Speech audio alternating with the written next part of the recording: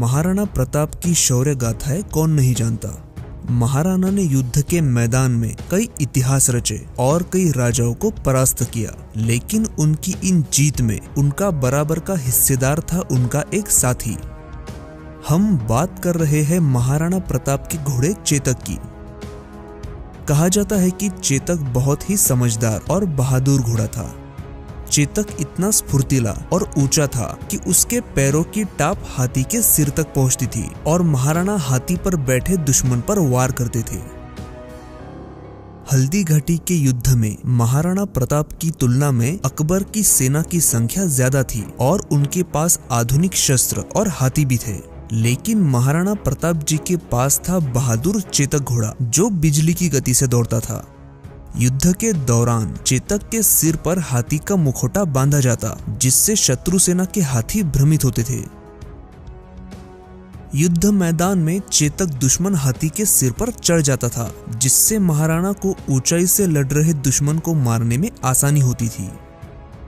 हल्दी घाटी में हुए युद्ध में महाराणा प्रताप की जीत में चेतक घोड़े का बड़ा योगदान था।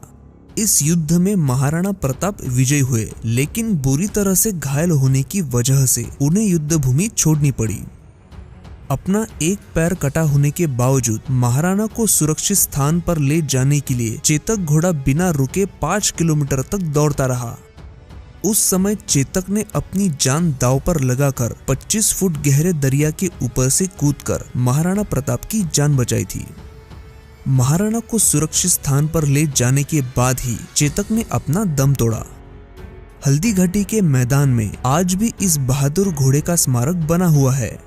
कहा जाता है कि युद्ध में अपने सैनिकों और अपने प्रिय घोड़े चेतक को खोने के बाद ही महाराणा ने ये प्रण लिया था कि जब तक वो मेवाड़ वापस हासिल नहीं कर लेते तब तक वो चैन की सांस नहीं लेंगे। चेतक की वफादारी दूसरे राजपूत शासकों से भी बढ़कर थी।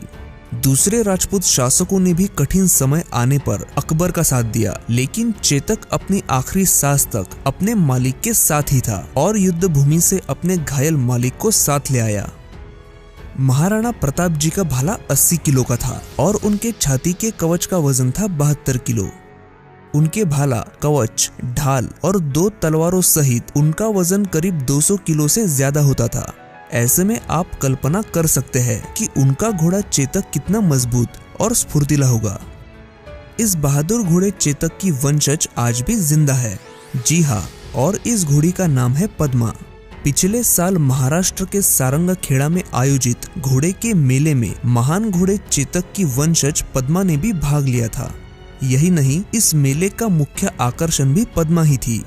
कई लोगों ने इस घोड़ी को खरीदने की इच्छा भी जताई और इस घोड़ी की बोली लगी थी पूरे 2 करोड़, लेकिन इसके मालिक ने इसे बेचने से इनकार किया था। तो ऐसा था महाराणा प्रताप का घोड़ा चेतक, जिस पर कई कवियों ने कविताएं भी लिखी है। इतिहास में शायद ही कभी किसी जानवर को ऐसा सम्मान दिया होगा, ऐसे याद किया जाता होगा। महाराणा प्रताप के इतिहास का जिक्र चेतक घोड़े के बिना अधूरा रहेगा। आज का वीडियो आपको कैसा लगा हमें कमेंट करके जरूर बताइए, और अगर अच्छा लगा हो तो इसे लाइक करना ना भूले और ऐसे ही वीडियोस देखने के लिए हमारे चैनल को सब्सक्राइब करें।